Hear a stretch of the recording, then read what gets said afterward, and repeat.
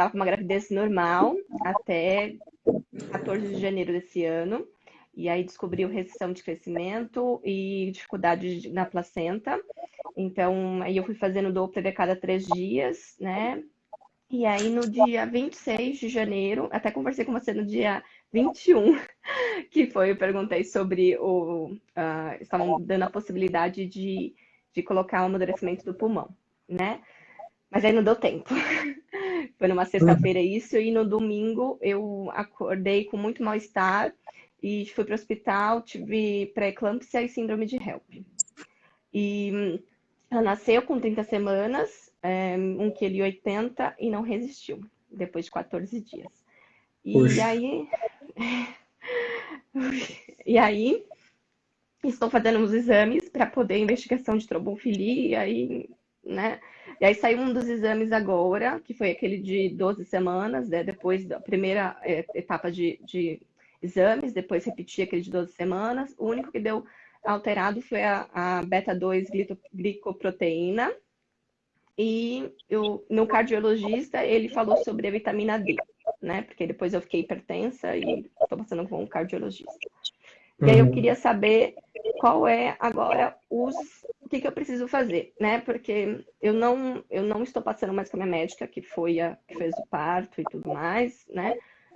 E estou fazendo assim os exames que ela já tinha me passado quando eu tive a alta do hospital.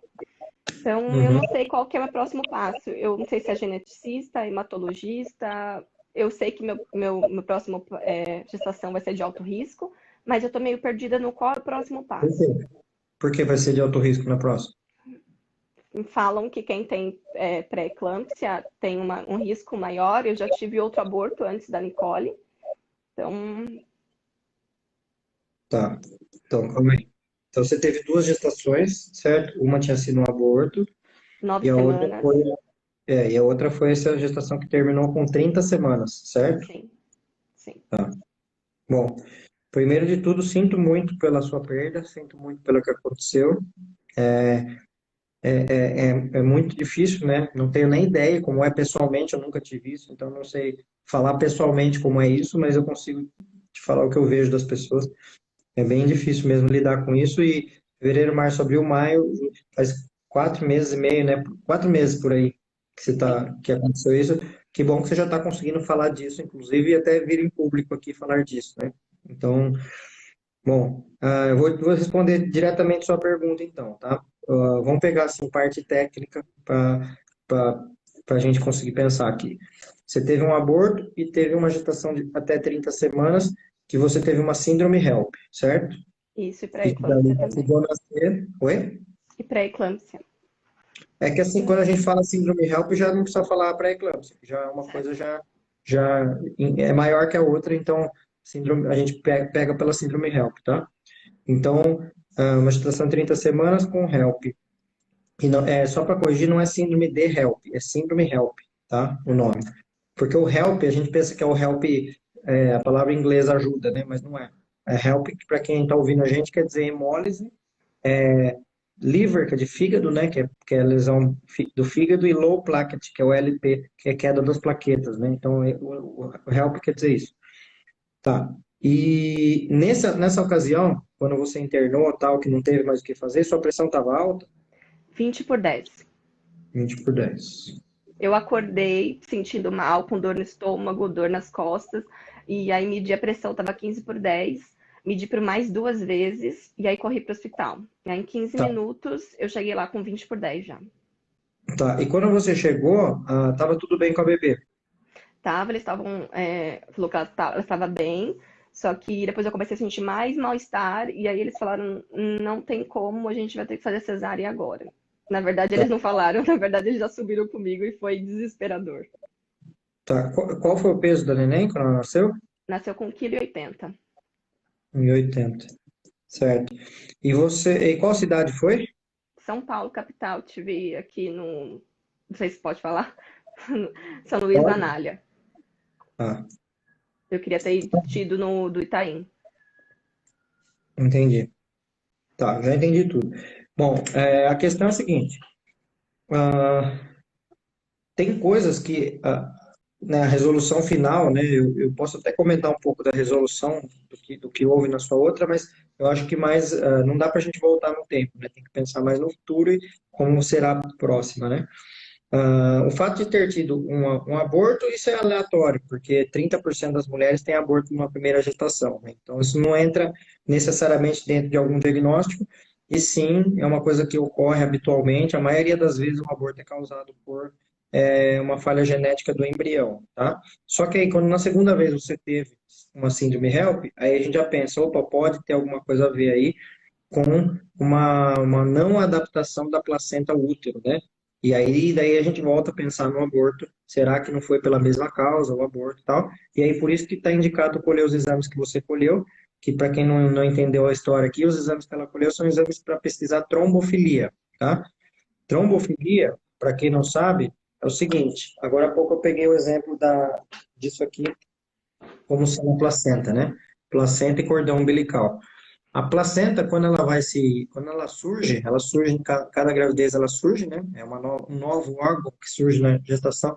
Ela tem duas fases de adaptação, como se fossem essas duas fases aqui. E então, imagina que ela pluga até 14 semanas até aqui e até 28 até aqui. Então, ela vai aos poucos invadindo o útero para fazer com que tenha a captação daquilo que vai deixar o bebê bem, que é comida, água, oxigênio, tá?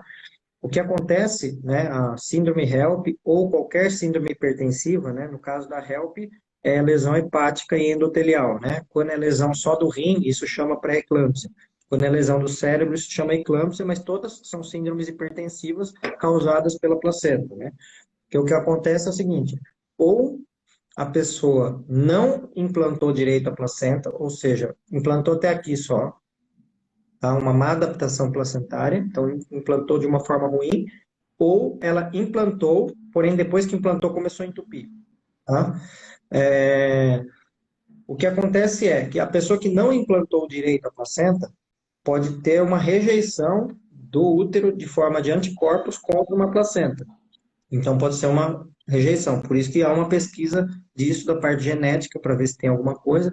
Tem algumas pessoas que, dependendo do caso, tem que pesquisar também a compatibilidade do casal, mas normalmente, quando é incompatibilidade, não passa da fase do aborto, né? O bebê não costuma passar dessa fase de aborto. Quando chega até 30 semanas, não se pensa muito em compatibilidade. Mas aí, a gente tem que pensar que o útero não aceitou muito bem aquela placenta, ou que é o mais provável, tá? Que é quando ela implantou bem, só que ela foi microentupindo, que isso são microtromboses que entopem a placenta, devido a pessoa ter uma trombofilia.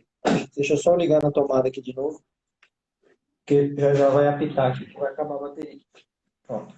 Então, esses exames que você falou, eu imagino que tenha feito uma lista grande de exames, né, para pesquisar, e você falou que deu alterado beta, ou qual que Beta foi mesmo? 2 glicoproteína. Tá, foi o único que deu alterado, e todos os outros deram É, normal.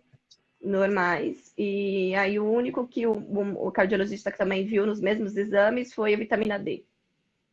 Ah, tá. Mas deu muito baixo a vitamina D? Deu 22. Ele falou que seria Uhum. 30. Ah, sim, mas isso aí não muda nada. Isso aí não muda essa repercussão. Isso aí é mais uma questão sua a longo prazo, para não ter osteoporose, né, na terceira idade. Então, não tem nada a ver com agora, assim, né?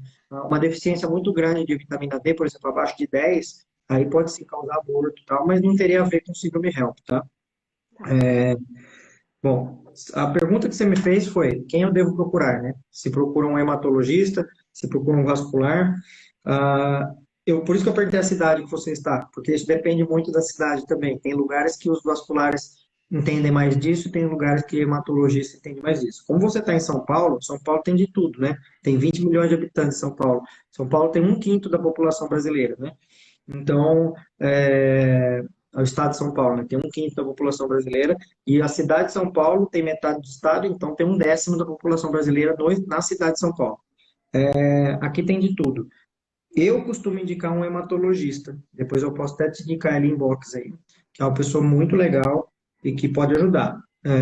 Mas não ajudar no sentido do planejamento da gestação, ajudar em fechar algum diagnóstico, entendeu? Sim, Algum é isso que eu diagnóstico desejo. hematológico para saber o que que pode ter acontecido ou não, e o que que pode ser feito como preventivo também para uma próxima gestação, tá? Tem um lado bom de quando a pessoa descobre e fala, tenho trombofilia, porque pelo menos tem um diagnóstico, e daí, como tem um diagnóstico, tem um tratamento, né? E tem um lado bom de quando não tem trombofilia, porque não tem, mas daí não sabe qual que é o problema que está causando aquilo, né? Tem essas questões, né? Eu tô Que nessa. tem- Eu falei assim, como assim? Eu sei que isso é tentar explicação por inexplicável, mas eu gostaria de ter algum diagnóstico, porque eu acho que com o diagnóstico você vai ter um tratamento e vai ter mais chances de ter um bebê no colo, né? É. A descoberta da trombofilia, né? Quando a gente aplica o tratamento, a cada 10 casos que teria insucesso naturalmente, 9 passam a ter sucesso com o tratamento. Então, realmente ele é muito eficaz, né? Mas tem um problema também nessa história, que tem mulheres que são hiperdiagnosticadas com trombofilia, não tem trombofilia, e porque deu um detalhezinho de um exame lá, e aí o médico fala, ó, isso aqui é trombofilia. E aí já passa um tratamento, e é um tratamento super desgastante para a pessoa, porque tem que tomar injeção todos os dias, gravidez inteira, desgastante, caro, emocionalmente complexo, e que às vezes a pessoa não tem isso, e daí fica tomando a injeção todo dia sem precisar, e ainda com possíveis efeitos colaterais dessa injeção, né? Então, por isso que realmente o que você está buscando é muito importante, fechar ou não o diagnóstico, né? Essa parte é fundamental, tá? Para isso. Só uma outra dúvida. Você sabe se com a bebê foi feita alguma pesquisa de algo com a bebê depois que nasceu, ou fez um enterro? Como eu me arrependo disso, eu nunca passei por uma experiência dessa e ninguém me falou nada e a gente não fez nada. Tá. Com a placenta não foi feito nada de pesquisa? Não foi feito nenhuma pesquisa, não foi feito nada. Tá, entendi. Não, era mais para saber se tinha algum outro dado aí que podia ajudar. Bom, mas eu acho que assim, procurar um hematologista é uma coisa bem legal. E eu tenho um para te indicar aqui em São Paulo, que é uma pessoa bem legal mesmo, que pode te ajudar aí enxergando isso aí. Uma questão, mas eu acho que nem sei se, acho que não tem nada a ver, mas no dia 14, quando teve essa alteração de pressão, que eu fui para o pronto-socorro e começou os Dopplers a cada 3 dias, foi descoberto que ela tinha uma suspeita de hidrocefalia, que se confirmou quando ela nasceu, com o ventrículo do lado esquerdo com medidas de 14, mas a do lado esquerdo bem menor. Então, não sei se isso tem a ver ou não tem a ver. Pode ter, pode ter.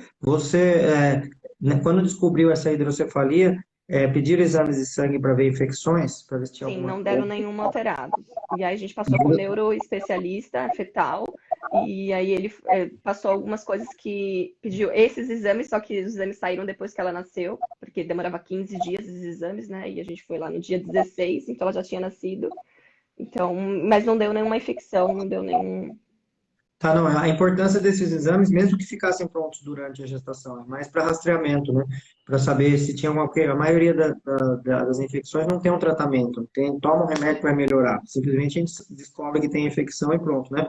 Porque eu estou associando duas questões, porque tem infecções virais, principalmente, que podem dar hidrocefalia e pode dar insuficiência placentária também, entendeu? E que daí e que pode associar as duas coisas, né? E ser uma coisa só e não ter nada a ver com trombofilia, né?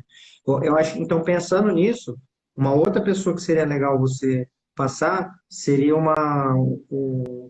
uma pessoa que possa fazer, não necessariamente aconselhamento genético, porque não precisa ser um geneticista, tá? Mas está me ocorrendo aqui uma pessoa que seria de medicina fetal, que é um obstetra, ginecologista, que se especializa em medicina fetal, que pode juntar essas peças todas do quebra-cabeça para chegar no diagnóstico, entendeu? E essa pessoa eu tenho para te indicar também, e eu te passo depois, Ótimo, perfeito. certo? Eu Sim. acho que são pessoas bem legais assim, que podem ajudar a dar uma luz aí antes de você planejar, né? Antes de planejar, não, antes de engravidar de novo e para depois conseguir engravidar com mais segurança, né?